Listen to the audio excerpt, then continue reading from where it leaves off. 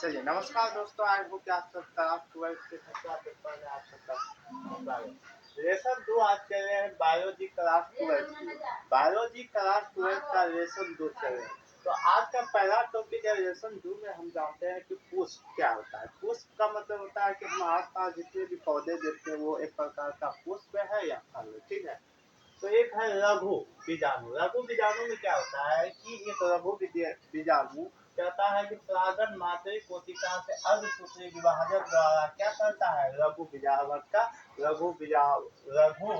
बीजाणु का निर्माण करता है। किसके माध्यम से अर्धसूत्री विभाजन के द्वारा लघु बीजाणु का निर्माण करता है, युग्मक को निर्माण करता है, उसी को हम क्या कहते हैं, लघु बीजाणु। मतलब जो अर्धसूत्री विभाजक के रूप में जो क्या करता है, निर्माण करता है, उसी को हम क्या कहते हैं, है लघु बीजाणु।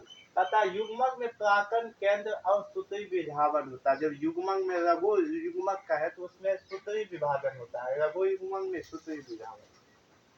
और देखो परागण में देखो उसमें क्या होता है, दो तरह का होता है, एक होता है और एक होता है परागण। परागण होता क्या है, परागण का मतलब जिसके कारण पुष्प एक नए संतति का निर्माण कर सकते हैं। जैसे कि परागण का जब परागकोश से निकलकर उसी पुष्प या उसी जाति के दूसरे पुष्प की वर्तिका तक पहुंचता है। मतलब उसी पुष्प की उसी जाति के दूसरे पुष्प की वर्तिका तक पहुंचता है, उसी को हम क्या कहते हैं, पर परागण। उसी को क्या कहते हैं, परागण कहते हैं, सिर्फ परागण कहते हैं। उसी पुष्प की वर्तिका तक पहुंचता है, उसी को हम क्या कहते हैं, उसी को क्या कहते हैं, हम परागण कहते हैं। क्या कहते हैं, परागण। यानी उसी पुष्प की ठीक है। तो यहाँ कहा रहा है कि परागण में क्या होता है, परागण से निकल के उसी पुष्प की उसी जाति के दूसरे पुष्प की वर्तिका तक पहुंचता है, उसी को हम क्या कहते हैं, परागण कहते हैं। परागण में दो कंडीशन होती है, क्या होती है, दो कंडीशन, एक स्वपरागण, एक होता है पर परागण।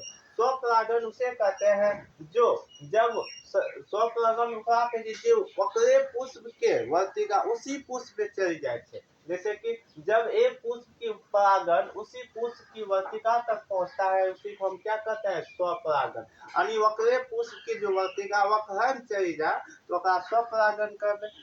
अब कंडीशन दो चीज होता है, एक तो स्वपरागण होगा, एक तो पर परागण। यानी पर अब स्व। तो पर परागण में क्या होता है, जब एक पुष्प की परागण दूसरे पुष्प पर अवस्थित पुष्प की वर्तिका तक पहुंचता है। यानी इसमें क्या होता है कि जब वही पुष्प के जो परागण दूसरों जाति के फूल में मिलता है तो की कब है, पर परागण कर, तो की कब है, पर परागण। अब पर परागण में क्या क्या लाभ होता है, क्या क्या हानि। पहला लाभ होता है कि इसकी उत्पन्न संतान अधिक स्वस्थ होते हैं। पर परागण के जितने भी संतान होते हैं वो अधिक स्वस्थ हुए थे और इसमें नई किस्मदार पैदा हुए थे। नई बीज जो होता है पर परागण में होता है। उसके बाद पुष्प से बीज अधिक सक्षम होते, पुष्प से जब बीज निकलते हैं वो अधिक सक्षम रह सकते, ज्यादा पावर में। अगला है हानि की हुए था। देखो ये अनिश्चितता बनी होती, पर परागण में कब होता है कब नहीं होते है कोई ठीक नहीं है। अगर ये बड़ी मात्रा में जब पर परागण की बात हो जाती है, अब देखो मक्का सब में क्या होता है, उसमें ज्यादा पर परागण की जरूरत है, बड़ी मात्रा में क्या बनते हैं और ज्यादा खर्च हुए थे। गेहूं सब में बड़ी मात्रा में बनबो करे थे, खर्च हुए थे। तो उसके बाद अनेक व्यर्थ हो चले जाते, सारा ज्यादा व्यर्थ चले जाते। और देखो इसमें क्या होता है, देखो हमने ये अब देखो स्वपरागण में इसके महत्व क्या है, स्वपरागण में क्या क्या महत्व आती है। स्वपरागण में क्या होता है, परागण और निषेचन सुनिश्चित होते हैं, इसमें सिर्फ होना ही होना है। और उसके बाद संतान जो होता है स्वपरागण की दुर्लभ टाइप के होते हैं, दुर्लभ होता है। और उसके बाद गुण दोष पैतृक गुण से होता है, इसका गुण भी होता है, सिर्फ दोष भी होता है। अब देखो हमने आपको बताया है यहाँ फेरुकल्चर किसे कहते हैं, फेरुकल्चर कहता है पुष्प की खेतों या पुष्प की कृषि को हम क्या कहते हैं, फेरुकल्चर कहते हैं। पुष्प की खेती या पुष्प की कृषि को, यानी जो खेत करे फेरुकल्चर। अगला हमने बताया है कोट फल या मिथावा या आभासी फल क्या है। कोट फल या मिथावा या आवासी, यानी एक ही को शब्द के तीन शब्द में डिवाइड करके, एक कुट फल करके, एक मिथवा या आवासी। कहता जब फल की रचना में पुष्प आसन या बाह्य पुंज की महत्वपूर्ण भागीदार होते हैं। जब फल के क्या होना चाहिए, बाह्य दल भी होना चाहिए और पुष्प आसन क्या होता है, पुष्प आसन की महत्वपूर्ण विशेषता की भागीदारी को ही हम कुट फल या मिधावा कहते हैं। यानी जब फल की रचना में पुष्प आसन भी होना चाहिए, साथ साथ बाह्य दल की महत्वपूर्ण भागीदार को ही हम क्या कहते हैं, कुट फल या मिथावा या आभासी। आप देखो हमने यहाँ देखो स्वयं बदलता का मतलब क्या, तो जो स्वयं से उगता है उसमें कोई निश्चितन की जरूरत नहीं होती। तो एक आलू है, एक मटर या एक मूंग सब ऐसे छीटी देते, हमको परागण की जरूरत नहीं, बीज से स्वतः हुआ उत्पन्न दिया पाए। यहाँ क्या देंगे, आलू या मटर। अगर देखो एक पुष्प का स्ट्रक्चर बना है, स्ट्रक्चर में क्या होता है, इस तरीका से स्ट्रक्चर है और इसमें इसकी ऊपरी जो भाग होता है इसको हम कहते हैं बीजाणु। क्या कहते हैं, बीजाणु। और इसके जो अंदर, इसके जो ये जो टपरा रंग के होता है टेपी, इसको कहते हैं कि टेपिटम। टेपिटम क्या होता है, बाहरी सतह में होती है और अंदर सतह में क्या होती है, बीजाणु होती है। अंदर सतह में क्या होते हैं, बीजाणु, और बाहरी इसकी जो परत होती है उसको क्या कहते हैं, टेपिटम। उसको बाहरी परत को टेपिटम, अंदरी को बीजाणु, बाहरी को टेपिटम, अंदरी को बीजाणु। अब देखो पुष्प में क्या होता है, गुण दोष के बाद पुष्प में आप पहले देखो हमने कहा पुष्प के 4 दाल रोटी होते हैं, यानी इस पे 4 दाल रोटी हुई। तो दाल के कैटेगरी में आ जाते हैं दल पुंज या बाह्य पुंज। दल पुंज या बाह्य पुंज, ये दूसरा एक है दल पुंज, दूसरा है बाह्य पुंज। ये दोनों मिलकर एक सहायक अंग बनवे थे। की बनवे थे, ये ही दोनों अंग मिलकर के बनवे थे।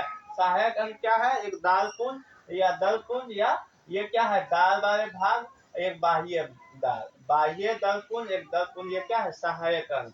और दूसरा है जायांग या पुमांग, जायांग पुमांग या फीमेल या मेल। तो जायांग क्या हो गया, फीमेल यानी स्त्री वाली भाग, और पुमांग क्या हो गया, मेल यानी पुरुष वाली भाग। ये दोनों कौन सी का, रिप्रोडक्शन या जनन की कार्य करता है, रिप्रोडक्शन या जनन में कार्य। पुमांग में क्या होता है, 3 प्रकार की चीज होती है। एक होता है पुतंतु, एक होता है पुतंतु योजिक या पराकोष। पुतंतु योजिक या पराकोष होता है। क्या होता है, पुतंतु योजिक या परागण। रिप्रोडक्शन में क्या होता है, रिप्रोडक्शन में जो होता है फीमेल एक मेल, फीमेल कौन है, जाया, और मेल कौन है, पुमांग। अब देखो सहायक अंग में दल पुंज या बाह्य दल। अब इसके स्थान देखो, पुष्प के मुख्य भाग जो होता है कौन कौन सी होता है। पहला होती है कि जब भी पुष्प स्थान करते या कोई भी चीज करते तो उसका एक स्थान होती है, कोई भी फल में क्या होता है, स्थान होता है। दूसरा बात है पराकोष या परागण तथा बीजाणु होती है। 3 चीज होना चाहिए, पराकोष भी होना चाहिए, परागण भी होना चाहिए, और बीज जब तक नहीं होते तब तक कोई भी चीज होता है नहीं। अब तीसरा बात है अंकुरन तथा निषेचन, दोनों चीज होता है। जब तक निषेचन नहीं होता तो उसका संतति कभी बढ़ सकता है नहीं। उसके बाद अंडाशय फल या बीज सुरक्षित, अंडाशय फल भी होना चाहिए और बीज सुरक्षित के माध्यम से ही ज्यादातर। ये बायोलॉजिक 12th क्लास की लेसन 2 का आज का सेशन बस इतना ही। एक बात हमेशा देखिए, टेपिटम क्या है, इसके बाहरी परत को कहते हैं और भीतरी परत को क्या कहते हैं, बीजाणु। और देखो सहायक अंग क्या है, दल पुंज या बाह्य दल। और फीमेल क्या है, वो जायांग, और मेल क्या है, पुमांग। और इसमें क्या पुंगाम में पुतंतु योजिक या परागकोष मिलकर बनता है। बस इतना ही कर